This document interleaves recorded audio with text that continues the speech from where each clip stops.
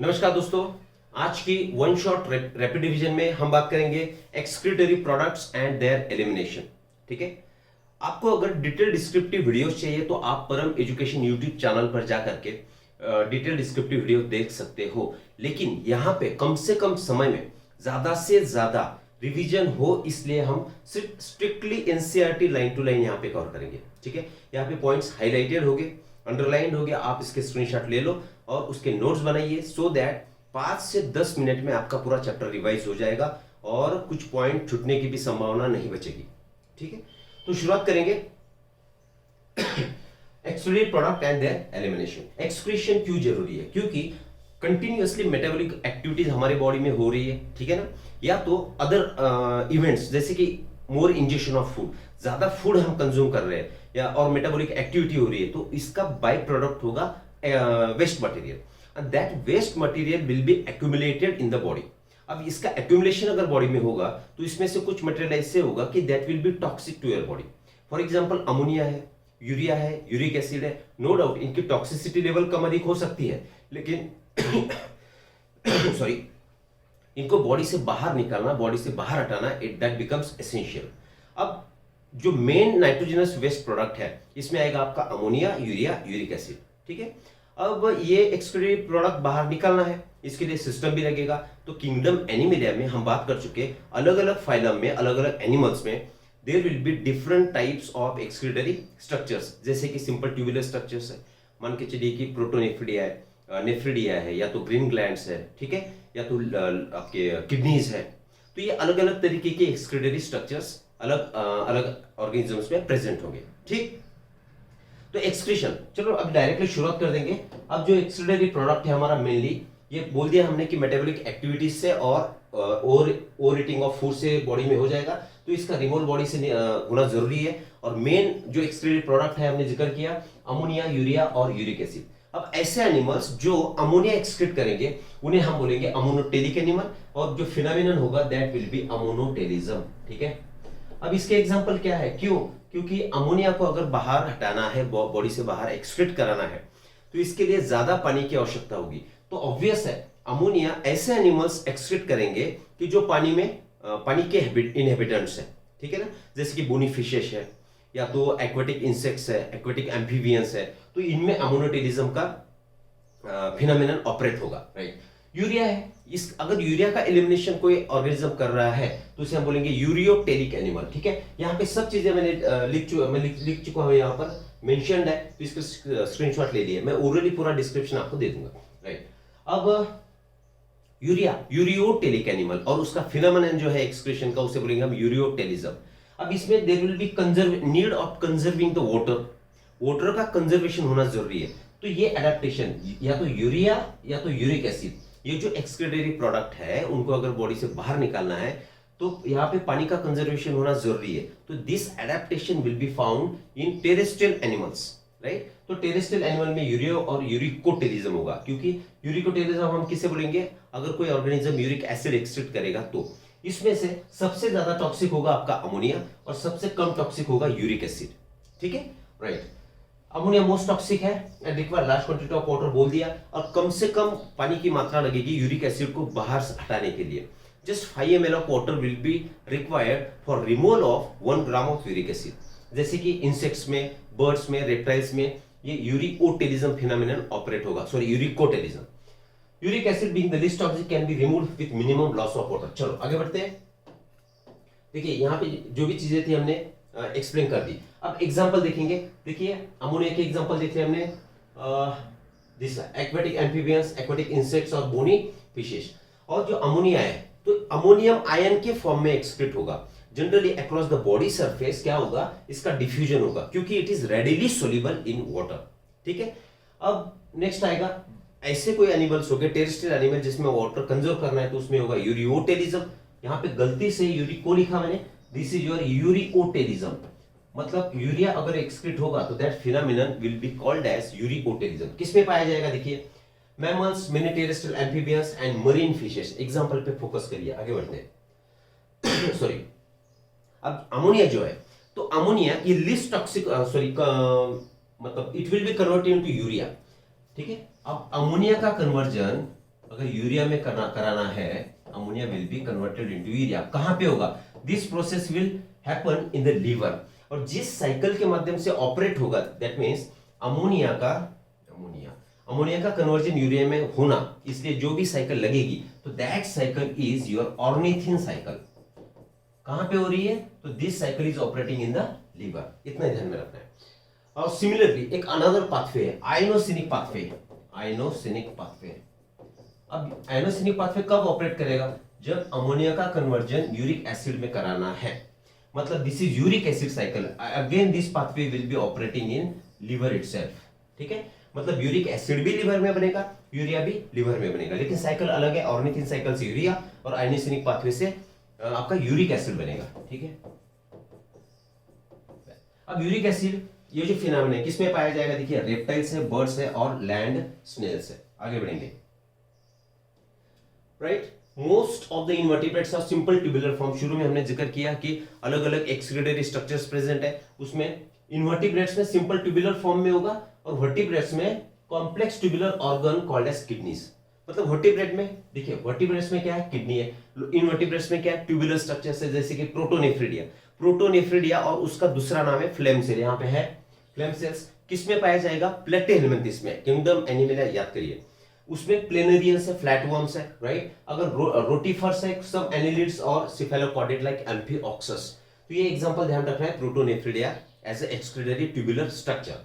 Next हमारा nephridia किसमें पाया जाता है? ये एनिलिड्स में पाया जाएगा, राइट। तो annelid is the example in which the excretory structure is nephridia. अब नेफ्रिडिया का एक्सक्रीशन के साथ साथ दूसरा भी काम होगा, that is maintaining fluid and ionic balance, that is your osmoregulation. ठीक। थर्ड है हमारा मल्फिजन ट्यूबिल। मल्फिजन ट्यूबिल ये इंसेक्ट्स में including cockroaches, arthropoda kingdom heading के अंडर हमने देख लिया कि your Malpighian tubules are the excretory structure. अब जैसे नेफ्रिडिया का काम एक्सक्रीशन और ऑस्मोरेगुलेशन था, ionic and fluid balance, similar is the function of Malpighian tubule, excretion भी करेगा और ऑस्मोरेगुलेशन भी करेगा। ठीक। नेक्स्ट, एंटेनल ग्लैंड्स और green glands, these are observed in crustaceans like prawns. Example ध्यान रखिए। वेल, अब ह्यूमन एक्सक्रीटरी सिस्टम के बारे में बात करेंगे। ह्यूमन एक्सक्रीटरी सिस्टम लो स्टैंडर्ड में आप लोग पढ़ चुके हो। अब किस चीज से बनी हुई है, किस पार्ट से बनी है? तो पेयर ऑफ किडनी है, दो किडनी से, which are retroperitoneal. Kidneys are retroperitoneal. इसका मतलब ये हुआ हमारी किडनी जो है, हमारे जो पेरिटोनियम है, this cavity is peritoneum internally. तो retro means back, in the back part of peritoneum which is attached to the dorsal wall of peritoneum, पीछे से। डॉर्सल मतलब पीठ का हिस्सा। पेयर ऑफ यूरेटर्स है जो कि हाइलम पार्ट से निकलेगा। देन यूरिनरी ब्लैडर है which is temporary storage of urine, and urethra which helps in the passage of urine, right? So this structure constitutes your excretory system, right? Colour के बारे में reddish brown है, bean shaped है। Location कहां पे है? तो लोकेशन देखिए, last thoracic vertebra up to third lumbar vertebra, यहां पे हमने हाईलाइट किया, देख लीजिए इसे भी।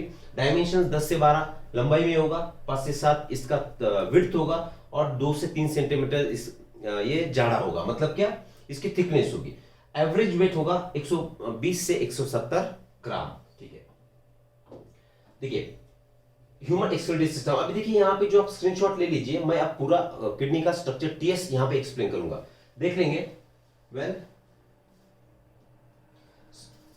This is your kidney, rough sketch हम करेंगे यहाँ पर। This is your kidney. ये जो पार्ट यहाँ पे जो नॉच आपको दिख रही है, नॉच मतलब अंदर गया हुआ हिस्सा, तो इसे हम बोलेंगे हाइलम या तो हाइलस। ठीक है ना? ये हाइलम या हाइलस है, तो इसमें से कौन एंटर करेगा? इसमें से आपका यूरेटर एंटर करेगा। यहाँ पे एक किडनी है, इधर एक किडनी है, एक ही निकालेंगे हम। तो दीज आर यूरेटर। ठीक है, यूरेटर के साथ साथ हाइलस से किडनी में कुछ अलग स्ट्रक्चर भी एंटर करेंगे, जैसे कि हमारी ब्लड वेसल्स है। ब्लड वेसल में यहां पे इधर और इधर, ठीक है, और एक निकालेंगे। ठीक है, तो रीनल आर्टरीज और रीनल वेन्स ये भी एंटर करेगी। ये होगी आपकी रीनल आर्टरी एंड वेन। ठीक है, इसके साथ साथ नर्व्स भी एंटर करेगी किडनी में थ्रू हाइलस। यहां तक क्लियर है? अब देखिए, हाइलम जो ओपन कैविटी में स्पेस में ओपन होगी, तो उसे हम बोलेंगे रीनल पेल्विस। यहां पे दो पार्ट में हम डिवाइड कर देंगे इसे, जो आउटर पार्ट और इनर पार्ट। तो जो आउटर पार्ट मैंने निकाला, this part is renal cortex and this is renal medulla. Renal ये शब्द जहां पे भी किडनी से संबंध आएगा तो रीनल ये शब्द यूज होता है, ठीक है ना। तो रीनल मेडुला, ये दो पार्ट है, इनर रीनल मेडुला और बाहर का कॉर्टेक्स है। अब इसे कोटिंग भी है, कवरिंग भी है। तो kidney is coated with some fatty material and that is called as renal capsule. इसे नाम दे देंगे हम रीनल कैप्सूल, ठीक। अब देखिए यहां पे मेडुला रीजन में there will be presence of some structures, conical structures, and this conical structures will be called as, ऐसे कोनिकल स्ट्रक्चर यहां पे मौजूद होंगे मेडुलरी रीजन में, जिसकी संख्या ये 6 से 16 तक हो सकती है, ठीक है। तो इसे हम बोलेंगे मेडुलरी पिरामिड्स। क्या बोलेंगे इसे? Medullary pyramids. ब्रीफ कर रहे हैं सिर्फ हम, ठीक है ना। इसे बोलेंगे हम मेडुलरी, क्योंकि रीनल मेडुला में प्रेजेंट है, मेडुलरी पिरामिड्स। अब ये कोनिकल हिस्सा है, तो देखिए ये बाहर तो कॉर्टेक्स है, तो कॉर्टेक्स अंदर एक्सटेंड करेगा। ये कॉर्टेक्स का extension in the medulla region, हर एक इसमें देखिए यहां पे भी कॉर्टेक्स एक्सटेंड करेगा अंदर, तो यहां पे कॉलम बनेगा। तो this column, this structure will be called as Bertini's column, Bertini's columns, ठीक है। अब बर्टिनीज कॉलम्स, यहां पे एक प्रोजेक्शन दिखेगा, एक पैकेट दिखेगा, this will be called as minor calyx. It is your minor calyx, जो कि ओपन होगा। मैं यहां पे राउंड दिखा रहा हूं, इसे हम बोलेंगे मेजर कैलिक्स, ठीक है। और यहां पे जो आपको ओपन स्पेस दिख रही है, तो इस स्पेस को हम नाम देंगे रीनल पेल्विस। तो ये बन गया आपके अलग अलग हिस्से किडनी के, ठीक है। तो this is how your kidney looks like. अब थोड़ा सा रफ डायग्राम है, आगे पीछे हो सकता है, राइट। तो क्या क्या दिखा हमने? हाइलस है जिसमें कि यूरेटर बाहर निकलेगा, रीनल आर्टरी अंदर जाएगी, रीनल वेन बाहर आएगी, नर्व्स एंटर करेंगे, ठीक है। उसके आगे जो ओपन स्पेस है रीनल पेल्विस बोल दिया। ये मेडुलरी रीजन है, मेडुला में मेडुलरी पिरामिड्स है, उसमें एक कॉलम तैयार हुआ by the extension of cortex, that is Bertini's column, जो कि ओपन होगा माइनर कैलिक्स में, मेजर कैलिक्स में और रीनल पेल्विस में, ठीक है। वेल और क्या बचा? ठीक है, और renal capsule which is a fatty. और किडनी के ऊपर यहाँ पे एक ऐसी ग्लैंड होगी, तो उसे हम कौन सी ग्लैंड कहेंगे? एड्रीनल ग्लैंड, या तो सुप्रा रीनल ग्लैंड। सुप्रा मतलब यहाँ पर अबव, अबव किसके अबव? तो किडनी के अबव, तो सुप्रा रीनल ग्लैंड भी हम इसे बोल सकते हैं, ठीक है। अब ये हो गया स्ट्रक्चर, आगे बढ़ेंगे। हाँ, ये पूरा हम अभी डिस्क्राइब कर चुके, तो इसका स्क्रीनशॉट ले लीजिए। वेल, कॉर्टेक्स एक्सटेंड बिटवीन, ये भी खत्म। चलो अब थोड़ा सा आगे देखिए। अब ये फिर से आपकी एक किडनी, समझ लो आगे पीछे हो सकता है, ये आपकी किडनी।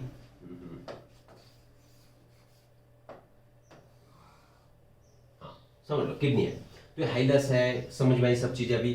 तो यहाँ पे हमने निकाला था, यहाँ पे है कॉर्टेक्स, और ये अंदर वाला हिस्सा है हमारा medulla. This is medulla and this is cortex. तो जो आपके नेफ्रॉन्स है, structural and functional unit of kidney is your nephron, ठीक है। Nephron is structural and functional unit of kidney. अब नेफ्रॉन जिस चीज से बना हुआ है, तो किससे बना हुआ है? देखिए यहां पर है ग्लोमेरुलस और renal tubule, renal tubule. Glomerulus इसके साथ कौन अटैच करेगा? अटैच नहीं करेगा, मतलब रीनल ट्यूब्यूल का जो आगे का हिस्सा है, तो उसे हम बोलेंगे बोमन्स कैप्सूल। क्या बोलेंगे? Bowman's capsule. और दोनों मिला के जो भी पार्ट होगा उसे बोलेंगे हम माल्फिजियन बॉडी, या तो रीनल कॉर्पस, रीनल कॉर्पस, ठीक है ना। और रीनल ट्यूब्यूल कहां से स्टार्ट होगा? फिर इसमें आएगा आपका PCT, loop of Henley, DCT and collecting tubule, या तो कलेक्टिंग डक्ट। इतने हिस्से सारे इसमें आएंगे। देखिए अब जो नेफ्रॉन्स है, तो ज्यादातर नेफ्रॉन जो होंगे, तो these are the cortical type nephron, cortical nephron. और 85% और 15% में आपके मेडुलरी, जक्स्ट्रा मेडुलरी नेफ्रॉन्स होंगे। मतलब क्या हुआ? जो कॉर्टेक्स का हिस्सा है, तो it is dark red in colour, it is dark red and it is फेंट रेड, मतलब हल्का सा रेड आएगा, ठीक है। ये ऐसा क्यों होगा देखेंगे हम। देखो यहाँ पर आपकी kidney, this is the nephron. जो नेफ्रॉन हमने बोल दिया कि nephron is a structure and functional part of your kidney. 1 million एक किडनी में नेफ्रॉन्स प्रेजेंट होगी, मतलब 10 लाख एक किडनी में। तो नेफ्रॉन का प्रेजेंस कैसे होगा? तो देखिए यहाँ पर ये आपका बोमस कैप्सूल निकला और इसने हाईली ट्यूबुलर स्ट्रक्चर बनाया, ये पीसीटी है, और ये आपका लूप ऑफ हेनले, ठीक है। अब बनेगा tubular structure, coil structure DCT, और उसके बाद जो भी स्ट्रक्चर होगा that will be your collecting duct. इस तरीके से 1 मिलियन नेफ्रॉन्स आपके किडनी में प्रेजेंट हो गए। देखो ये डार्क रेड क्यों है? क्योंकि यहां पे है आपका बोमस कैप्सूल में रीनल आर्टरी की ब्रांच आर्टीरियल एंटर करेगी, तो इसे हम नाम दे देंगे एफरेंट आर्टीरियल। ये हो गया आपका एफरेंट आर्टीरियल। एक्चुअली मैंने सेपरेट निकालना चाहिए था स्ट्रक्चर, लेकिन यहीं पे निकालेंगे हम। एफरेंट आर्टीरियल जो कि अंदर एंटर कर रहा है, अब इसकी ब्रांचिंग होगी, यही सेम कलर से दिखाएंगे। ब्रांचिंग हो करके यहाँ पे जो भी कैपिलरी का टक्ट बनेगा, क्लस्टर बनेगा, तो उसे हम नाम दे देंगे ग्लोमेरुलस। और ग्लोमेरुलस इकट्ठा होकर बाहर जो निकलेगा इसे हम बोलेंगे इफरेंट आर्टेरियोल, इसे बोलेंगे इफरेंट आर्टेरियोल। तो ये आपका एफरेंट आर्टेरियोल, बाद में अंदर जो बना दैट इज योर ग्लोमेरुलस, और ये कैपिलरी इकट्ठा होकर जो बाहर निकला वो बनेगा आपका इफरेंट आर्टेरियोल। तो यहां से ब्लड एंटर करेगा, तो जाहिर बात है कि ये रेड दिखेगा, डार्क रेड दिखेगा, और यहाँ पे फिल्ट्रेशन होगा। तो हमने ये भी बात की कि ज्यादा, अभी ये जो टाइप का हमने नेफ्रॉन निकाला, तो ये नेफ्रॉन कौन सा हुआ? This is your cortical nephron. कौन सा नेफ्रॉन है? Cortical nephron. क्यों कॉर्टिकल नेफ्रॉन? क्योंकि ज्यादातर पोर्शन जो है आपके नेफ्रॉन का that is present in the cortex, और इसमें लूप ऑफ हेनले ये शॉर्ट रहेगा। देखिए लूप ऑफ हेनले शॉर्ट है और थोड़ा सा हिस्सा मेडुला में आया, ठीक है। तो ये हो गया आपका कॉर्टिकल नेफ्रॉन। कितना परसेंट होगा? 85%। दूसरा जो टाइप है नेफ्रॉन का that is juxta medullary nephron. Juxta मतलब निकट, करीब, जक्स्टा मेडुलरी नेफ्रॉन। इसमें क्या होगा? जक्स्टा मेडुलरी नेफ्रॉन में loop of Henley will be longer. मान के चलिए ऐसे लूप ऑफ हेनले जो कि एक्सटेंड करेगा मेडुलरी रीजन में, और इसकी क्वांटिटी होगी 15%। लेकिन ज्यादा क्वांटिटी किसकी है? तो कॉर्टिकल नेफ्रॉन की है, ठीक है। अब नेफ्रॉन की पोजीशनिंग ध्यान में आई, तो this is located this way. Clear? आगे बढ़ेंगे। वेल देखिए कॉर्टेक एक्सटेंड बिटवीन, ये भी हो गया अपना 1 मिलियन है। Fine vestibular artery, front artery भी हो गया। अब यहाँ पे फिर से ये स्ट्रक्चर जो था आपका, ये पूरा हम एक्सप्लेन कर चुके हैं। रिनल वेन है, रिनल आर्टरी है, एक कैलिक्स है, renal column that is column of Bertin, renal capsule है, कॉर्टिक्स, मेडुला, यूरेटर और मेडुलरी पिरामिड्स, ये देख चुके हैं। आगे बढ़ेंगे। Renal tubule begins with a double wall. अब रिनल ट्यूबिल की जो शुरुआत हमने वहां पे जब क्लासिफिकेशन दिखाया, क्लासिफिकेशन नहीं, थोड़ा सा डिवाइड करके दिखाया। बोमस capsule extends as a PCT, that means renal tubule का अगला हिस्सा anterior part which is the blind pouch, right? Renal tubule begins with the double walled cup like structure that is Bowman's capsule which encloses the glomerulus, और glomerulus और Bowman capsule से बना आपका Malpighian body या तो renal corpuscle बोल चुके हैं। Tubule continues as a PCT, then Henle's loop, Henle's loop में descending और ascending part हो गए, जैसे कि Henle's loop है, तो ये बन गया इसका descending limb of loop of Henle, descending limb of loop of Henle, और ये बनेगा आपका ascending limb of loop of Henle, ठीक है। उसके बाद जो नेक्स्ट पार्ट कंटिन्यू करेगा that will be your DCT. Then DCT जिसमें ओपन करेगा that is collecting duct. Collecting duct आप कन्वर्ज होगी, इकट्ठा होगी, और जो ओपन होगी तो कैलिक्स में ओपन होगी, कैलाइसिस प्लूरल। तो देखिए सीक्वेंस लिख लेंगे हम एक बार फिर से। देखो क्या हुआ कि नेफ्रॉन में क्या था अपना माल्फिजियन बॉडी, उससे आया अपना पीसीटी, उसके बाद लूप ऑफ हेनले, उसके बाद डीसीटी, देन कलेक्टिंग डक्ट। अब कलेक्टिंग डक्ट यहाँ पे कॉन्सेंट्रेशन का, यूरिन का कॉन्सेंट्रेशन होगा, यहाँ पे पूरा यूरिन बनेगा। ये ओपन होगा आपके माइनर कैलिक्स में। देखिए कहाँ ओपन होगा? माइनर कैलिक्स में। ये ओपन होगा मेजर कैलिक्स में। Major calyx will open into renal pelvis. Renal pelvis final concentration जो है आपके यूरिन का that will be made in collecting duct. Final concentration मतलब यहाँ पे हम बात करेंगे कि यूरिन अभी पूरी तौर पे बन गया, जो भी एडजस्टमेंट होना था, जो भी वॉल्यूम का कंसंट्रेशन है तो डाइल्यूशन कराना था, सब कुछ यहाँ पे हो चुका। अब यहाँ पे यूरिन बना, यूरिन कहाँ आया? मेजर माइनर कैलिक्स में, फिर मेजर कैलिक्स में आया, फिर रीनल पेल्विस में याद करो स्ट्रक्चर, रीनल पेल्विस से ये आएगा आपके यूरेटर में, यूरेटर से आएगा यूरिनरी ब्लैडर में, और यूरिनरी ब्लैडर से through urethra it will be eliminated, excreted. This will be the passage of urine, मतलब यूरिन फॉर्मेशन यहां से स्टार्ट हो जाएगा, फिल्ट्रेशन होगा, यहाँ पे रीअब्जॉर्प्शन होगा, ठीक है ना, सिक्रीशन होगा, देन कैलिक्स में आएगा, पेल्विस में यूरेटर, यूरिनरी ब्लैडर और यूरेथ्रा, ऐसे इसका जर्नी होगा। ठीक है, आगे बढ़ेंगे। अब देखिए दिस इज निकाला हमने ये, तो ये है आपका, ये बोमस कैप्सूल है, डबल मेम्ब्रेन स्ट्रक्चर, ठीक है, not membrane, double layer structure, this is your Bowman's capsule. और इसमें जो कैपिलरी का टफ्ट है, these are capillaries which are porous, ठीक है, तो इसे हमने नाम दे दिया ग्लोमेरुलस। ग्लोमेरुलस और बोमस कैप्सूल दोनों ने मिला करके क्या बनाया, मल्फिजन बॉडी बनाया। तो ये डायमीटर जिसका ज्यादा है, ये this is the branch of renal artery, और उसे नाम दे दिया एफरेंट आर्टेरियोल। यहाँ पे ब्रांचिंग हुआ, कैपिलरीज बनी, ग्लोमेरुलस नाम दे दिया, ग्लोमेरुलस इकट्ठा हुआ, इफरेंट आर्टेरियोल बना। अब ये जो इफरेंट आर्टेरियोल है, it will surround the your renal tubule, renal tubule के आजू बाजू में फैल जाएगा, तो इसका नेटवर्क बनेगा, तो उसे हम बोलेंगे पेरीट्यूबुलर नेटवर्क। ठीक है, ये स्ट्रक्चर देख लो, आगे बढ़ेंगे। Malpighian corpuscle PCT DCT of the nephron are situated in the cortical region, ये हम देख चुके हैं। अब इसे स्क्रीनशॉट ले लो, ऑलरेडी एक्सप्लेन। इफरेंट आर्टेरियोल 5, ये भी बोल दिया। इफरेंट आर्टेरियोल देखिए, ये आपका बोमस कैप्सूल है, और यहाँ पे पीसीटी डीसीटी वगैरह सब कुछ, चलो फिर भी निकाल देंगे। ये आपका पीसीटी, ये आपका लूप ऑफ हेनले। समय कम है, थोड़ा स्पीड हो भी सकता है, और ये आपका कलेक्टिंग डक्ट। ठीक है, ये यहाँ पे ब्रांचेस क्यों दिख रही है, क्योंकि हर एक ये जो शाखा दिख रही है आपको, तो इसे एक एक 7 से 8, 8 से 10 इतने न्यूरॉन्स सॉरी आपके नेफ्रॉन इसे अटैच करेंगे, और ये फाइनल कलेक्टिंग डक्ट है। यहाँ पे यूरिन फॉर्मेशन होगा, अलग अलग न्यूरॉन्स में बनेगा, और फाइनली कलेक्टिंग डक्ट में आएगा। ठीक है, ओके, तो ये है आपका पीसीटी, ये आपका लूप ऑफ हेनले, ये है डीसीटी, और ये है कलेक्टिंग ट्यूब्यूल या तो कलेक्टिंग डक्ट। और ये है अंदर जिसने एंट्री करी, किसने एंट्री करी थी अंदर, तो it was afferent arteriole, short form लिख रहा हूं मैं। यहाँ पे अंदर में क्या बना, अभी ये टॉप कैपिलरीज मतलब ग्लोमेरुलस बना, ठीक है, ये ऐसे, और यहां से जो बाहर निकलेगी स्मॉल डायमीटर वाले स्ट्रक्चर, इसे बोलेंगे हम इफरेंट आर्टेरियल। अब इफरेंट आर्टेरियल क्या करेगा, इट विल सराउंड यूर, क्या किसे सराउंड करेगा, रीनल ट्यूब्यूल को सराउंड करेगा। अब समझ लो, थोड़ा सा आगे पीछे हो सकता है, इसे ऐसे सराउंड करेगा। क्यों सराउंड करेगा, क्योंकि अभी एक्सचेंज होना जरूरी है, मटेरियल का exchange in between renal tubule और योर ब्लड वेसल्स। ठीक है, तो ये जो नेटवर्क यहाँ पे आजू बाजू में बना, इसे हमने नाम दे दिया पेरीट्यूबुलर नेटवर्क और पेरीट्यूबुलर कैपिलरीज।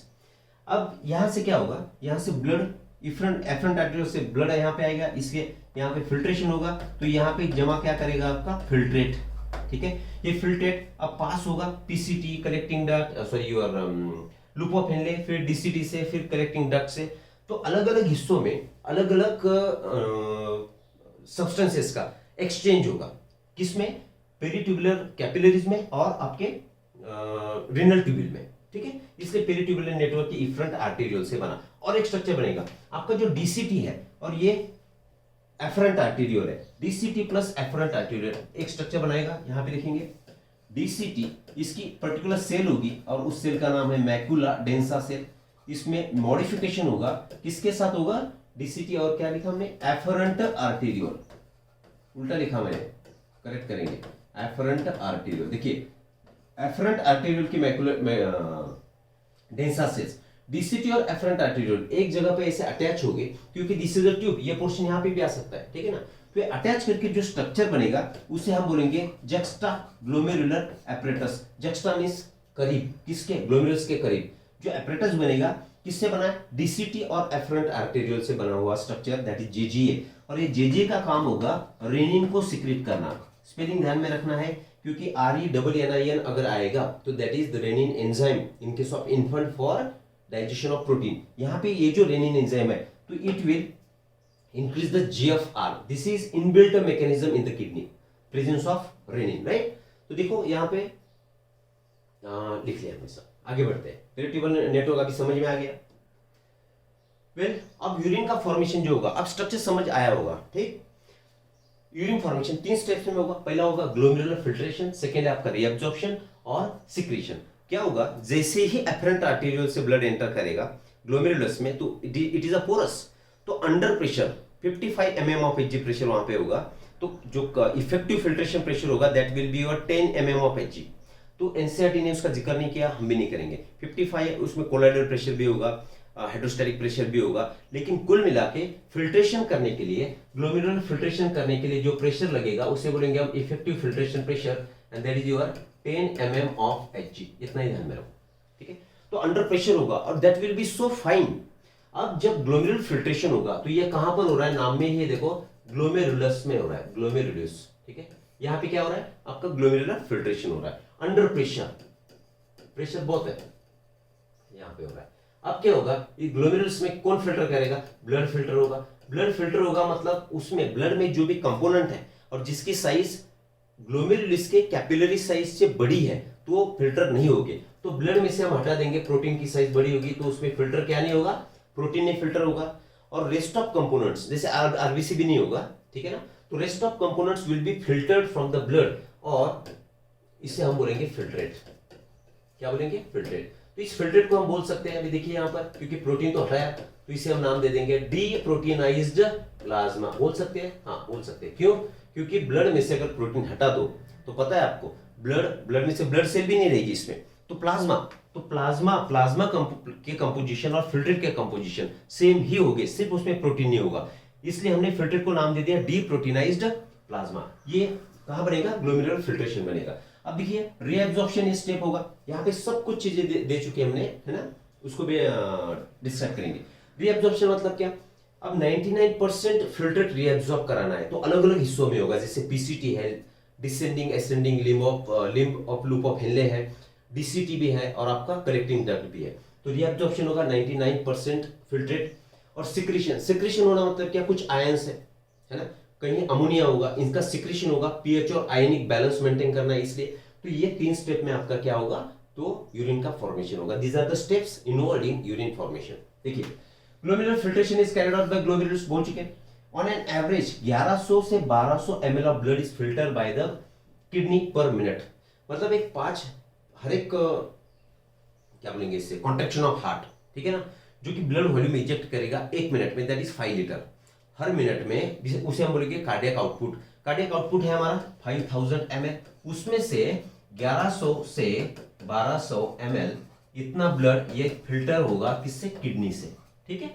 मतलब 1/5 of the total blood pumped out. अब ये जो फिल्ट्रेशन होगा, ग्लोमेरुलर फिल्ट्रेशन होगा, तो जैसे हमने ब्रीदिंग और एक्सचेंज में बात की थी, O2 for CO2 it is exchange, right. तो 3 लेयर उसने क्रॉस करे थे, जैसे कि स्क्वेमस एपिथेलियम ऑफ योर अल्वियोला, उसके बीच में जो बेसमेंट मेम्ब्रेन था, और एंडोथेलियम ऑफ कैपिलरीज, ठीक है। ये 3 स्ट्रक्चर मिलके जो भी स्ट्रक्चर बना था उससे क्या हुआ था, एयर का डिफ्यूजन हुआ था। सिमिलरली यहाँ पे भी जो फिल्ट्रेट होगा बनेगा, मतलब यहाँ पे ब्लड जो फिल्टर होगा तो 3 मेम्ब्रेन से होगा। Endothelium of glomerular blood vessel, क्योंकि आपकी जो कैपिलरी होगी तो उसके वॉल लेयर को हम क्या बोलते हैं, एंडोथेलियम। जैसे कि मीसोथेलियम हमने बात करी थी, mesothelium that is the part of your internal organ, right.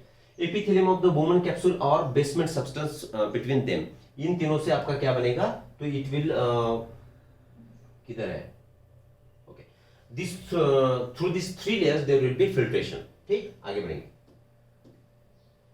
Epithelial cells of Bowman's capsule called podocytes. अभी देखो बोमन्स कैप्सूल निकाला था हमने, this is your Bowman's capsule, ठीक है। तो ये जो यहां पे somewhat like this structure you will find, और ये जो सेल्स होगी आपकी, it will be called as podocyte. और ये जो पोडोसाइट्स है ये इंट्रिकेट मैनर में, बहुत जटिल तरीके से इसका नेटवर्क बनेगा और उसमें कुछ स्लिट्स तैयार होगी या तो पोर्स तैयार होंगे, जिस पोर के माध्यम से blood will be filter into the renal space, ठीक है। बोमन्स कैप्सूल के रिनल स्पेस है, तो यहाँ पे स्लिट्स बनेगी और इस स्लिट्स में से ब्लड फिल्टर करेगा और यहाँ पे आपका फिल्ट्रेट बनेगा, ठीक है। और इसका पैसेज आगे आगे होते चलेगा, ठीक है। वेल अब इसे अल्ट्रा फिल्ट्रेशन हमने नाम दे दिया, glomerular filtration, this is ultrafiltration. क्यों, क्योंकि almost all the constituent of the plasma except the proteins, already हम बोल चुके इसके बारे में, पास into the lumen of Bowman's capsule. ये जो ल्यूमेन है बोमन कैप्सूल का, इसमें प्रोटीन छोड़ के लगभग सभी कंपोनेंट जो प्लाज्मा के है तो इसमें फिल्टर करेंगे, इसलिए इसे नाम दे दिया हमने ultra filtration. Well, amount of filtrate form by the kidney पर मिनट इज कॉल्ड जीएफआर। अब जीएफआर क्या है? एक मिनट में कितना फिल्ट्रेट तैयार करने की क्षमता उस किडनी की है, उसे हम बोलेंगे हम glomerular filtration rate, that is 125 ml पर मिनट। अगर 24 घंटों की बात करेंगे तो अराउंड 180 से 200 लीटर तक, यहां पे नहीं है, ठीक है, तो 180 to 200 litre of filtrate is produced per day.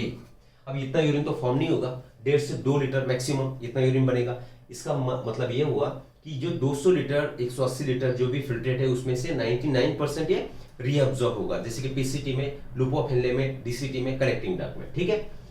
Well, इसके बारे में हमने बात की जीजीए के बारे में कि यहां से कौन रिलीज करेगा, वेल यहां पे नहीं है, जीजीए किसे रिलीज करेगा? रेनिन को करेगा, और that is the inbuilt mechanism to increase और regulate GFR glomerular filtration rate maintain रखना है, इसलिए रेनिन रिलीज करेगा, ठीक है। GG is a special sensitive region formed by cellular modification in the DCT and afferent arteriole, बात कर चुके हैं। Falling in GFR, अब क्यों? GG सेल कब एक्टिवेट होगी? जक्स्ट्रा ग्लोमेरुलर सेल कब एक्टिवेट होगी? जब there will be fall in the glomerular filtration rate, और एक्टिवेट होने के बाद it will release renin which will stimulate GFR, है ना? ओके, ये भी बात कर चुका हूं। 180 लीटर एवरेज फॉर्म 99% रीअब्जॉर्ब। अब ये जो रीअब्जॉर्प्शन होगा अलग अलग कंपोनेंट्स का फिल्ट्रेट के, तो ये कैसे होगा? एक्टिवली होगा, पैसिवली होगा, ठीक। अभी 3 तरीके के सब्सटेंस हो गए, हाई थ्रेशोल्ड, लो थ्रेशोल्ड सब्सटेंसेस। अभी ये भी जरूरत नहीं थी इसकी, लेकिन अभी आया है तो, और नो थ्रेशोल्ड सब्सटेंसेस, मतलब जो सबसे ज्यादा बॉडी को जरूरी है, बॉडी जिसका लॉस सह नहीं सकती है, उसे बोलेंगे हाई थ्रेशोल्ड सब्सटेंसेस, जैसे कि अमीनो एसिड्स है, आपका ग्लूकोज है, उसके बाद वाटर है, सोडियम आयन है, these are high threshold substances, body can not afford its a loss. Low threshold substance में कौन आएगा? तो इसमें आएगा आपका यूरिया आएगा, इसको एलिमिनेट करना ही है, और कुछ सब्सटेंस हो गए जिसकी बिल्कुल भी जरूरत नहीं है, ठीक है ना। तो एक्टिव या पैसिव मैकेनिज्म से इसका रीअब्जॉर्प्शन होगा, जैसे कि ग्लूकोज, ये हाई थ्रेशोल्ड है, इसकी बॉडी को जरूरत है, तो पैसिवली हो या एक्टिवली हो, लेकिन बॉडी को जरूरत है ही है, तो एक्टिवली इसका रीअब्जॉर्प्शन करा लेंगे। तो उसमें देखिए सोडियम है, अमीनो एसिड है, ग्लूकोज है, एक्टिवली रीअब्जॉर्ब हो गए, ठीक है। नाइट्रोजनस वेस्ट है, पैसिव ट्रांसपोर्ट होगा इसका, ये भी ध्यान में रखना है। Water passively in the initial segment of the nephron. अब नेफ्रॉन का इनिशियल सेगमेंट कौन सा है? पीसीटी।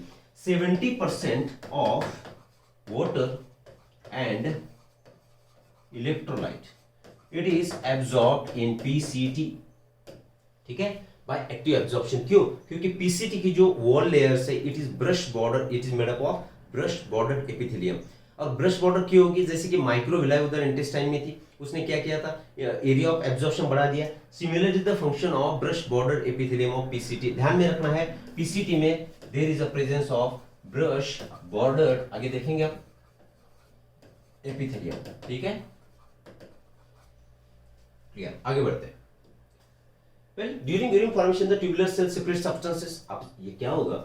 सीक्रेट, यहाँ पे कुछ सीक्रेशन नहीं होगा। सीक्रेशन होना मतलब इसे बनाना जरूरी है। यहाँ पे कोई ट्यूब किसी स्ट्रक्चर को बना नहीं रही है, ठीक है ना, फिर भी एक नाम दे दिया प्रोसेस को, hypothetical name, that is secretion process. तो ट्यूबुलर सेल क्या करेगी? सब्सटेंसेस को सीक्रेट करेगी, जैसे हाइड्रोजन है, पोटेशियम, अमोनिया है, इनटू द फिल्ट्रेट। इसे फिल्ट्रेट में डाल देगी, और उसमें से बाइकार्बोनेट ये किस में आएगा? ब्लड में आएगा। अब ये जो एक्सचेंज हो रहा है, तो that is for maintaining ionic and acid base balance of the fluids. मतलब पीएच का बैलेंस मेंटेन करना और आयोनिक बैलेंस मेंटेन करना, that is the purpose of secretion. क्या सिक्रेट कर रहा है? देखो, ब्लड से कौन जा रहा है? ब्लड से हाइड्रोजन आयन जा रहे हैं, पोटेशियम आयन जा रहे हैं, अमोनिया जा रहा है, कहां पर? फिल्ट्रेट में। ये इसे इसका पैसेज होगा, ठीक है। और बाइकार्बोनेट आयन जो है, इसका रीएब्जॉर्प्शन होगा आपके ब्लड में, ठीक है। तो ये जो पूरा ट्रांसपोर्ट हो रहा है, तो इस माध्यम से कौन सी प्रोसेस रेगुलेट करेगी? पीएच का बैलेंस करना और आयनिक बैलेंस मेंटेन करना, ठीक। अब पीसीटी में भी सिक्रेशन होगा, डीसीटी में भी सिक्रेशन होगा, ठीक है, और आपके कलेक्टिंग डक्ट में भी सिक्रेशन होगा। तीनों भी पार्ट में सिक्रेशन प्रोसेस होगी। क्यों? क्योंकि पीएच और आयनिक बैलेंस मेंटेन करना है। आगे बढ़ते हैं।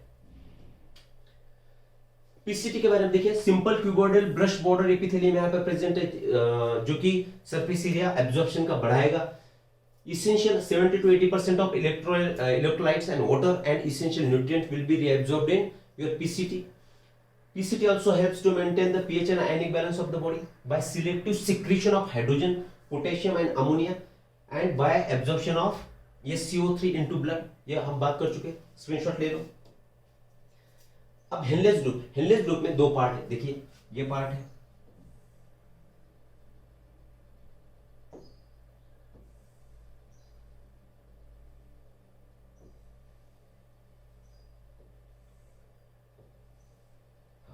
अब ये आपका descending limb of loop of Henle और ये पार्ट है आपका ascending limb of loop of Henle. तो ये जो डिसेंडिंग लिम्ब है, this is permeable to water, this is permeable to water and impermeable to salt, और एसेंडिंग लिम्ब जो है it is permeable to salts, permeable to salts. ठीक है, इसका मतलब जैसे जैसे यहां से फिल्ट्रेट पास होगा, it as the filtrate will go down और pass down through this your descending limb, तो इसका डाइल्यूशन होगा। ठीक है, यहां पे क्या होगा, इसका डाइल्यूशन होगा, किसका, फिल्ट्रेट का। तो this limb is for dilution. और जैसे जैसे ये असेंडिंग लिम्ब में एंटर करके अपवर्ड मूवमेंट करेगा तो यहां पे होगा उसका कॉन्सेंट्रेशन, यूरिन का कॉन्सेंट्रेशन फिर होगा असेंडिंग लिम्ब में। क्यों, क्योंकि it is permeable to salts, it is permeable to water. ठीक है, तो डाइल्यूशन इधर होगा और कॉन्सेंट्रेशन असेंडिंग लिम्ब में होगा। ठीक है, वेल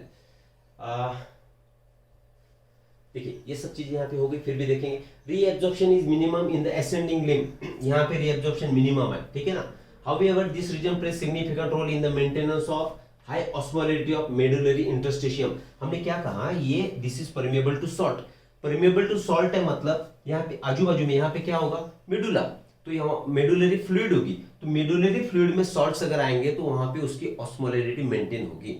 समझ लो, असेंडिंग लिम्ब का काम क्या बना फिर, to maintain the osmolarity of your medullary interstitial fluid. ठीक है, जो कि आपका क्या बोलेंगे उसे, इनर मेडुलरी इंटरस्टिशियम है, वहां पे 1200 मिलीमोल इतना कॉन्सेंट्रेशन होगा आपका सॉल्ट का, जो कि कॉर्टेक्स में 300 ml है, मिलीमोल है। ठीक है ना, तो इसका काम है फिर to maintain the concentration osmolarity of interstitial fluid, that means your medullary interstitium. Well, ascending limb is impermeable to water, impermeable है water को, but allows transport of electrolyte actively or passively. अब यहाँ पे thin segment of क्या बोलेंगे ascending limb है और this is thick segment, तो यहाँ पे प्रोसेस कैसी होगी, thin segment में पैसिव प्रोसेस होगी और thick segment में it will be active। ठीक है, right. Well, therefore the concentrated filtrate pass upwards get diluted. यहाँ पे डाइल्यूशन हो रहा है, अरे मैं उल्टा बोल रहा हूँ, एक्सट्रीमली सॉरी, गलती हो गई। यहाँ पर देखो उल्टा बोल दिया मैंने, यहाँ पे होगा इसका कॉन्सेंट्रेशन और यहाँ पे होगा डाइल्यूशन। सॉरी, क्यों डाइल्यूशन होगा, क्योंकि इसमें से सॉल्ट तो बाहर निकलेगा मतलब अंदर फ्लूइड का वॉल्यूम बढ़ेगा। एक्सट्रीमली सॉरी, उल्टा मैंने यहाँ पे उल्टी बात करी। ठीक है, समझ लो। अब फिर से एक बार दोहराएंगे, कॉन्सेंट्रेशन अगर यूरिन का बढ़ना है तो it will be increasing in the descending limb, और असेंडिंग लिम्ब में क्या होगा, there will be dilution of the urine, right. Well,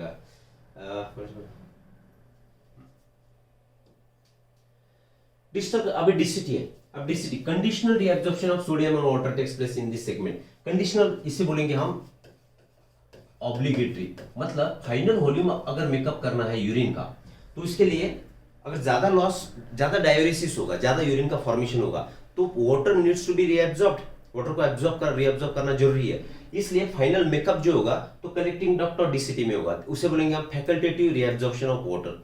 अब ये जो सोडियम और वाटर है इसे एब्जॉर्ब करने का काम किसका होगा, वाटर को एडीएच का, एंटी डायरेटिक हार्मोन, या तो उसका दूसरा नाम है आपका वैसोप्रेसिन।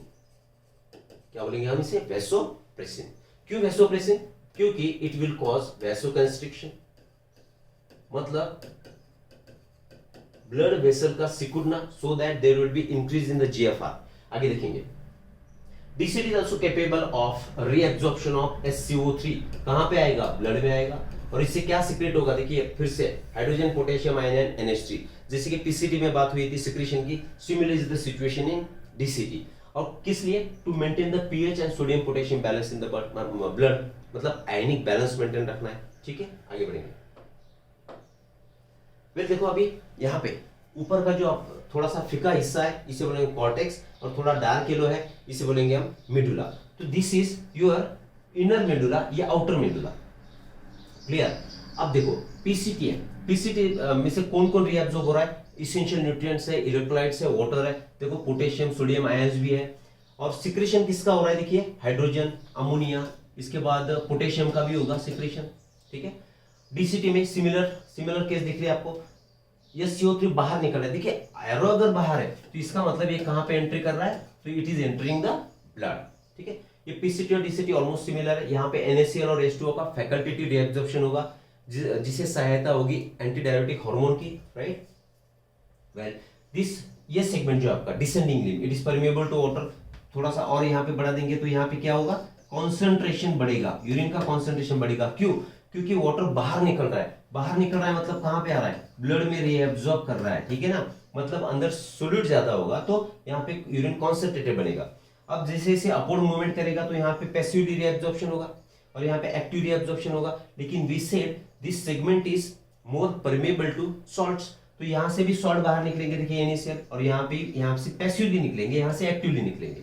क्लियर? तो NaCl अब कहां पे जमा हो रहा है?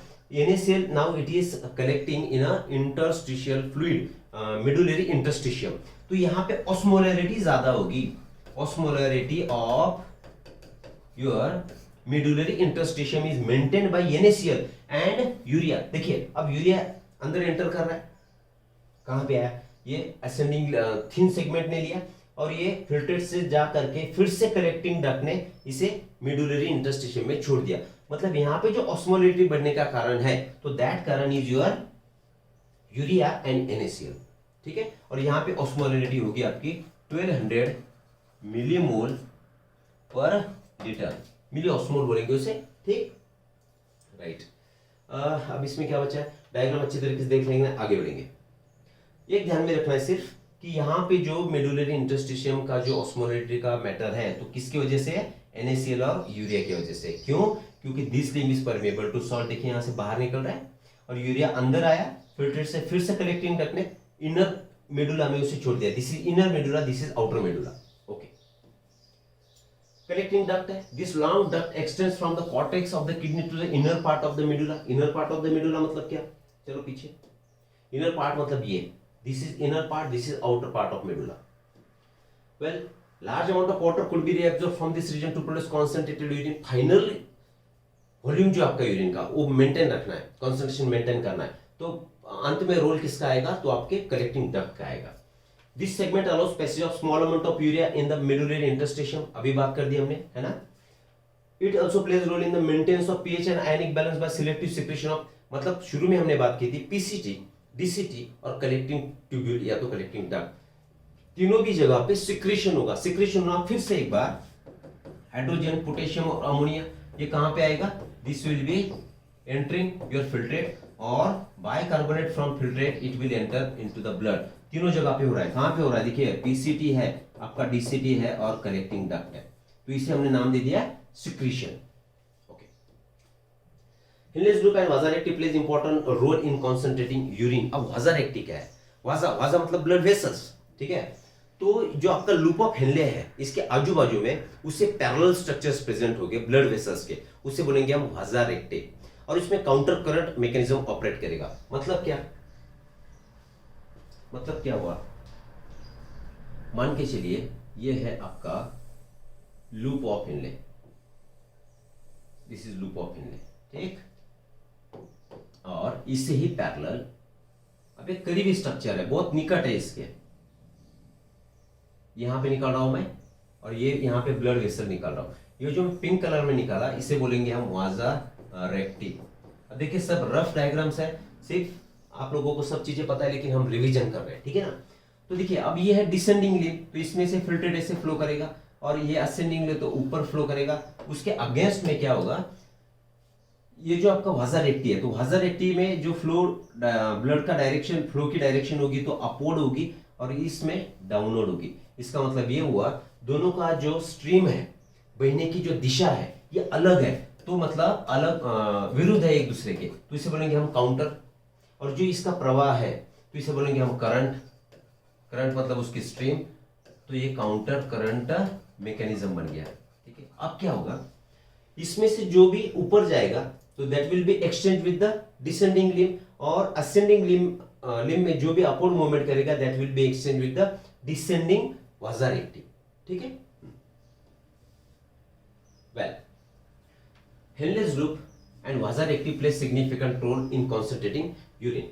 The flow filtrate in the two limbs of Henle's loop is in opposite direction and thus forms a counter current. अभी देख चुके हम कि जो दो लिम्स है किधर है, ये जो दो लिम्स है यहाँ पे ऑपोजिट डायरेक्शन में फ्लो कर रहा है, यहाँ पे भी ऑपोजिट डायरेक्शन में, तो काउंटर करंट फ्लो हो गया इसका। ठीक, right. The flow of blood through the two limbs of vasa recti is also in the counter current pattern. अब देखिए, अब ये जो आपकी वाजा रेक्टी है इधर असेंडिंग डायरेक्शन में, इधर डिसेंडिंग डायरेक्शन, मतलब यहां पे भी काउंटर करंट फ्लो है। वेल, तो प्रॉक्सिमिटी, क्लोज, उसकी करीबी होना, उसे बोलेंगे आप proximity. Proximity between the Henle's loop and vasa recti as well as the counter current, दोनों एक दूसरे के बहुत करीब है और उसमें विरुद्ध दिशा में मतलब क्या फ्लो हो रहा है मटेरियल का। ठीक है, and maintaining and increasing osmolarity towards the inner medullary interstitium, that is 300 milliosmol per liter in the cortex, already हम बात कर चुके हैं, और that becomes 1200 milliosmol per liter in the inner medulla. अब inner medulla में 1200, देखिए आगे की डायग्राम देखेंगे, इसमें एक्सप्लेन करेंगे हम। देखिए अब यहाँ पे देखो, दिस इज इनर मेडुला और ये आपका आउटर मेडुला। हम बात कर चुके कि वाजा रेक्टे और आपकी ये जो हेनलीज लूप है, तो इसमें काउंटर करंट मैकेनिज्म है, वाजा रेक्टी इसके आसपास में है। ठीक है, इसमें भी काउंटर करंट है और वाजा रेक्टी में काउंटर करंट है। तो इसका उपयोग ये होगा कि जो भी सेगमेंट वाजा रेक्टी का डिसेंडिंग डायरेक्शन में कंडक्ट करेगा, तो at the same time ascending limb क्या करेगा, तो उसके विरुद्ध दिशा में उसका कंडक्शन करेगा।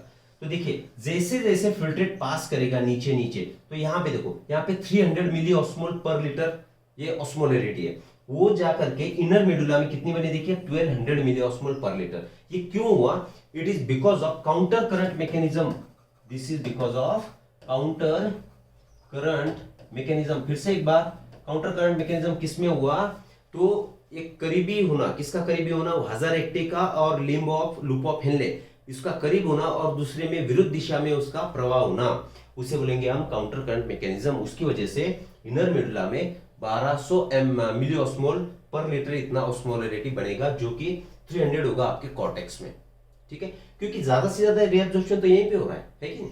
चलो वेल, हाँ, and this gradient, well this gradient is mainly caused by NaCl and urea. शुरू में हमने बात की, जो कॉन्सेंट्रेशन अभी देखिए ग्रेडियंट मतलब उसमें फर्क जो है, जो कॉर्टेक्स में 300 मिली ऑस्मोल पर लीटर है और मेडुला में, इनर मेडुला में 1200 मिली ऑस्मोल। ये क्यों बना, NaCl और यूरिया से बना है ना। डायग्राम जब डिस्क्राइब हमने की थी उस टाइम इसका जिक्र हुआ था। NaCl is transported by the ascending limb of loop of Henle। अब लूप ऑफ हेनले, ये लूप ऑफ हेनले, अब ये कंडक्ट करा रहा है किसे, NaCl को कंडक्ट कर रहा है। ठीक है, which is exchanged with the descending limb of वाजा रेक्टी। अब वाजा रेक्टी, ये आपका वाजा रेक्टी है, ये डिसेंडिंग लिम्ब है, इसके डायरेक्शन अपोजिट है, इसके साथ अब NaCl क्या होगा, एक्सचेंज होगा। ठीक है, ऑफ द वाजा recti. NaCl is returned to the interstitium by ascending portion of वाजा रेक्टी। अब डिसेंडिंग पोर्शन है, चलो पीछे जाएंगे। अब ये डिसेंडिंग पोर्शन, ये वाजा रेक्टी है, वाजा रेक्टी ये लेकर के आ रहा था। अब यहाँ पे मान के चलिए कौन है, अभी ये असेंडिंग पोर्शन है किसका, वाजा रेक्टी का। तो असेंडिंग पोर्शन क्या करेगा, देखिए यहाँ पर किधर है, NaCl डिसेंडिंग डायरेक्शन में ले जा रहा है, तो ये एक्सचेंज करेगा असेंडिंग पार्ट के साथ। आगे बढ़ते हैं, NaCl is returned to the interstitium by the ascending portion of वाजा रेक्टी। डिसेंडिंग ने नीचे की तरफ लेके आया और असेंडिंग पार्ट ने इंटरस्टिशियम में फिर से इसे डाल दिया। सिमिलरली डायग्राम आप ऑब्जर्व करिए, उसमें हो जाएगा। Small amount of urea enter the thin segment of ascending limb of loop of Henle which is transported back to the interstitium by collecting tubule. देखिए अब यूरिया ये असेंडिंग पार्ट में ले लिया था लूप ऑफ हेनली के, और जो कि कलेक्टिंग डक्ट के लोअर पार्ट में फिर से इंटरस्टेशियम में डाल दिया, ये एक्सप्लेन कर चुके हैं हम. The above described transport of substances facilitated by special arrangement of Henle's loop Vazar-80 is called as countercurrent mechanism. This mechanism help to maintain the concentration gradient in the medullary interstitium. बात कर चुके. Presence of such an interstitial gradient help in easy passage of water from the collecting tubule, thereby concentrating the filtrate. और जो finally tubule में collecting tubule में present होगा, शुरू में हमने बात की थी, that is your urine. Urine kidneys can produce urine nearly 4 times concentrated than the initially formed substrate. शुरू में जो भी फिल्ट्रेट तैयार हुआ था, सबस्ट्रेट बोला गलती से, जो शुरू में फिल्ट्रेट तैयार हुआ था उससे 4 टाइम कॉन्सेंट्रेटेड है, अब आपके कलेक्टिंग ट्यूब्यूल में प्रेजेंट होगा. ये भी हो चुका. Right. Regulation of kidney function, जैसे कि ब्रीदिंग और एक्सचेंज में हमने बात करी थी. There is a regulatory centers in the medulla. Medulla में आपका रेस्पिरेटरी रिदम सेंटर था, उसके बाजू में केमोसेंसिटिव रीजन था, और उससे सपोर्टिंग रीजन था आपका पॉन्स में न्यूमोटॉक्सिक टैक्सिक सेंटर, और उसका depending on the concentration of CO2 and H+ ions. तो रेगुलेशन हुआ था किसका, आपके ब्रीदिंग का. Similar is the case here, मतलब पार्ट अलग होगा, ठीक है, रेगुलेशन का ढंग अलग होगा, लेकिन कहने की बात ये हो रही है कि जैसे रेगुलेशन ब्रीदिंग का हुआ था ऐसे ही रेगुलेशन यहाँ पे भी होना जरूरी है. ठीक है, अब ये कैसे होगा देखिए. Functioning of the kidney is efficiently monitored and regulated by the hormonal feedback mechanism. Hormonal feedback mechanism का मीनिंग ये होगा, जब कोई हार्मोन, जब कोई प्रोसेस नॉर्मल से बढ़ जाएगी, ठीक है, तो उसे कम कराना, जिसे बोलेंगे हम निगेटिव फीडबैक. ठीक है, और अगर नॉर्मल से कम होगी उससे तब हार्मोन रिलीज करेंगे, उसे बोलेंगे हम पॉजिटिव फीडबैक. क्लियर. तो ये जो हार्मोनल फीडबैक मैकेनिज्म से रेगुलेशन होगा, और ऑब्वियसली हार्मोन्स कहां से आएंगे, हाइपोथैलेमस से आएंगे. जीजीएस में रोल प्ले करेगा, जीजीएस से रेनिन बाहर निकलेगा, और टू सर्टेन एक्सटेंट हार्ट, और हार्ट से कौन बाहर निकलेगा, एएनएफ. इन शॉर्ट, अब इसका आप स्क्रीनशॉट ले लो, हम अलग तरीके से इसे समझ लेंगे. ठीक है ना. मतलब hypothalamic hormone, renin from JGA juxtaglomerular apparatus, and heart से एएनएफ एट्रियल नाट्रियूरेटिक फैक्टर, ये तीनों कंबाइन एक्शन कर करके रेगुलेशन ऑफ एक्सक्रीशन करेंगे. ठीक है. अब जो ऑस्मो रिसेप्टर्स है बॉडी में, हर जगह ऑस्मो रिसेप्टर है. अब ये एक्टिवेटेड हो गए, कब एक्टिवेट हो गए, जबकि blood volume, body fluid volume और आयनिक कंसंट्रेशन, आयन का कंसंट्रेशन, बॉडी फ्लूइड का वॉल्यूम या तो ब्लड का वॉल्यूम, अगर इसमें कुछ बदलाव आएगा तो there will be activation of osmo receptors in the body. अब excessive loss of fluid from the body can activate this receptor which stimulate hypothalamus. अब बॉडी से क्या हो रहा है, वाटर का लॉस हो रहा है. वाटर का लॉस हो रहा है मतलब अभी डायूरेसिस बढ़ गया है, यूरिन का फॉर्मेशन बढ़ गया है, मतलब डाइल्यूट यूरिन तैयार होगा.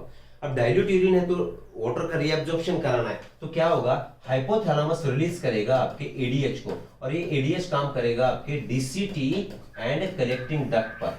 यहाँ पे फैकल्टेटिव एब्जॉर्प्शन होगा, reabsorption, so that the concentration will be brought to the normal concentration, या नॉर्मल कंडीशन में लाया जाएगा. राइट. और एडीएच जिस पार्ट से सिक्रेट करेगा, that part is your neurohypophysis, that is your posterior pituitary. ध्यान रखना है, पोस्टीरियर पिट्यूटरी से सिर्फ 2 ही हार्मोन्स रिलीज हो गए, दैट इज योर एडीएच और oxytocin.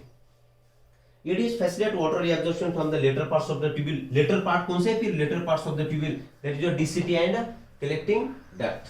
ADH can have its constrictory effect on the blood vessel, इसलिए एडीएच का हमने दूसरा नाम दिया था वैसोप्रेसिन. क्यों, क्योंकि जो आपका बोमस कैप्सूल है इसमें किसने एंट्री करी थी, एफरंट आर्टेरियोल, तो ये एफरंट आर्टेरियोल का क्या बढ़ाएगा, कंस्ट्रिक्शन बढ़ाएगा. कंस्ट्रिक्शन बढ़ेगा तो क्या बढ़ेगा, जीएफआर बढ़ेगा. ठीक है ना, इसलिए हमने एडीएच को दूसरा नाम दे दिया vasopressin. Right. And increase in the blood pressure can increase the GFR. Obvious है, अगर ब्लड प्रेशर यहां से बढ़ेगा तो ग्लोमेरुलर फिल्ट्रेशन रेट भी बढ़ेगा. ठीक, आगे बढ़ते हैं. अब देखो इसका आप स्क्रीनशॉट ले लीजिए, हम अलग तरीके से इसे समझ लेंगे. देखो क्या हुआ, अभी ब्लड है, in blood there is a presence of some inactive enzyme, that is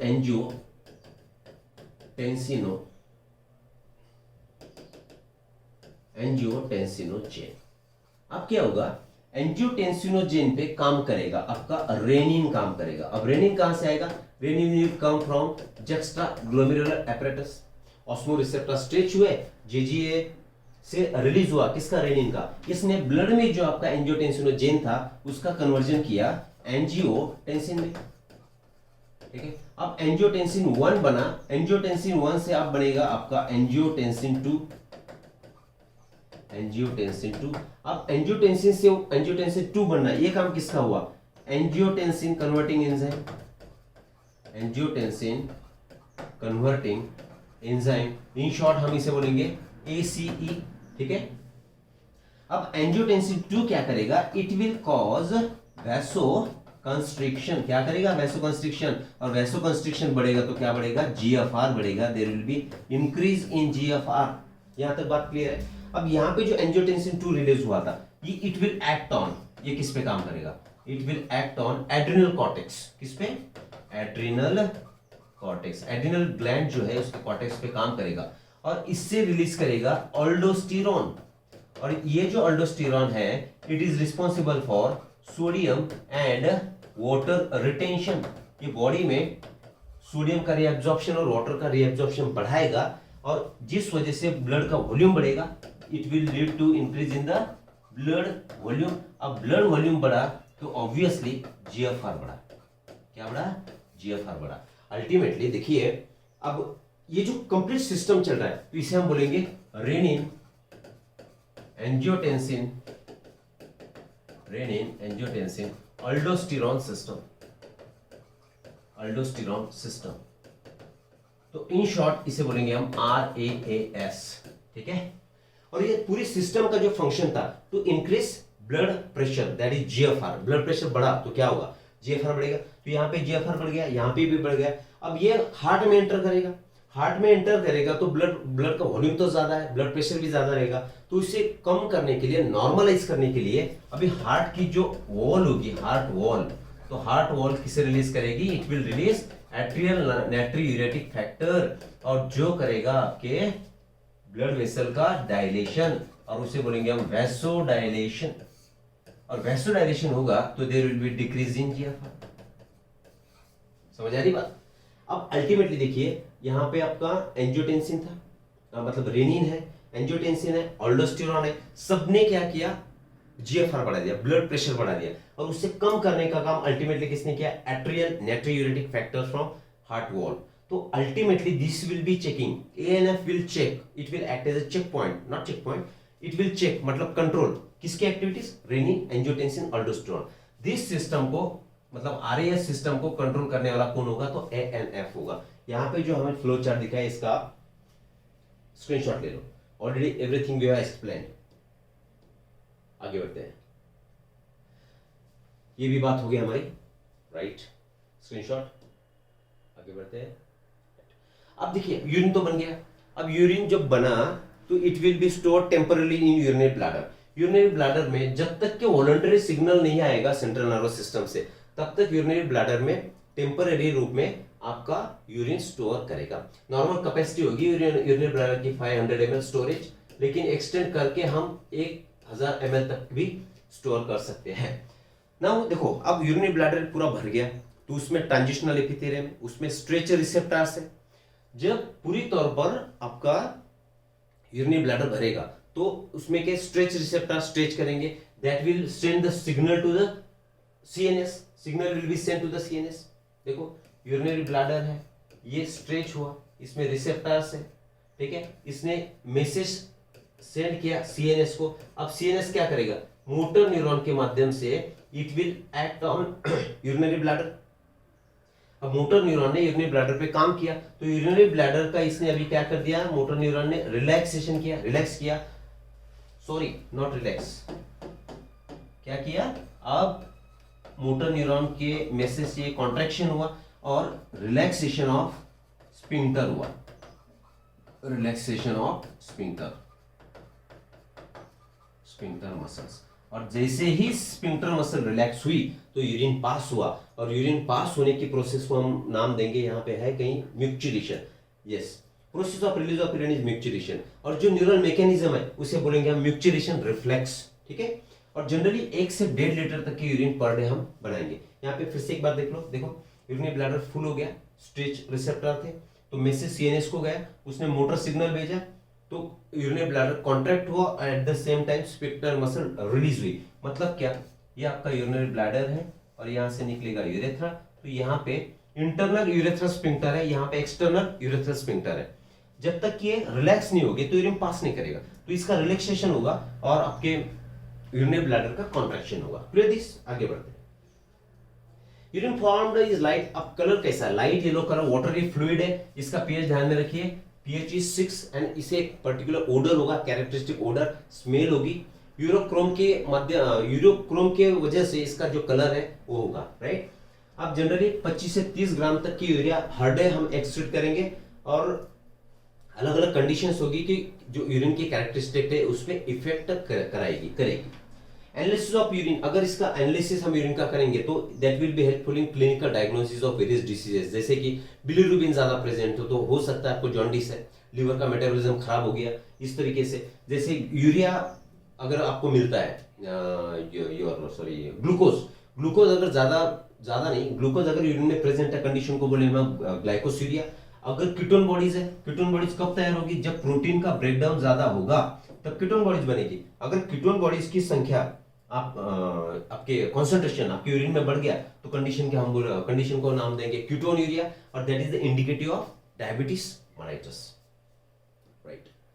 अब देखिए बाकी के, ये किडनी तो एक्सट्रेटरी ऑर्गन है, लेकिन और एक्सेसरी ऑर्गन्स भी प्रेजेंट है, जैसे कि लीवर है, आपकी स्किन है, लंग्स है, इसमें से भी एक्सक्रीशन होगा। Lungs, liver and skin help in the elimination of excretory waste. Generally lungs में से हर मिनट में हम 200 ml तक के CO2 ये बाहर एक्सेल करते हैं, ठीक है ना। Significant quantities of water in the form of water vapour के माध्यम से वाटर भी बाहर एलिमिनेट होगा, एक्सक्रीट होगा, और CO2 हर मिनट में 200 ml तक के एक्सक्रीट हम करेंगे। लिवर लार्जेस्ट मेटाबॉलिक ऑर्गन है, लार्जेस्ट ग्लैंड है, और 300 से ज्यादा इसके फंक्शन है, तो बाइट इसमें क्या होगा, it will secrete bile containing substances. Hepatocyte का फंक्शन हमने देखा था डाइजेशन और एब्जॉर्प्शन में। लिवर क्या है, ये इसकी लिवर की सेल्स जो होगी ये सीक्रेट करेगी bile containing substances like bilirubin, biliverdin, cholesterol and degraded steroids, steroid hormones and vitamins and drugs. इसका एक्सक्रीशन करने का काम लिवर का होगा, जो कि मिक्स होगा फिशेस के साथ, वेस्ट मैटर के साथ, और it will be eliminated as a digestive waste, right. Sweat, अभी जो हमारी स्किन है तो स्किन में स्वेट ग्लैंड है और सेबेशियस ग्लैंड है। स्वेट का मेन फंक्शन होगा cooling, thermo regulation, body surface को कूल करना मेन फंक्शन है, लेकिन इसके साथ साथ इसमें यूरिया भी प्रेजेंट होगा, लैक्टिक एसिड भी प्रेजेंट होगा, और सम लाइटिक एंजाइम्स भी इसमें प्रेजेंट होंगे, ठीक है।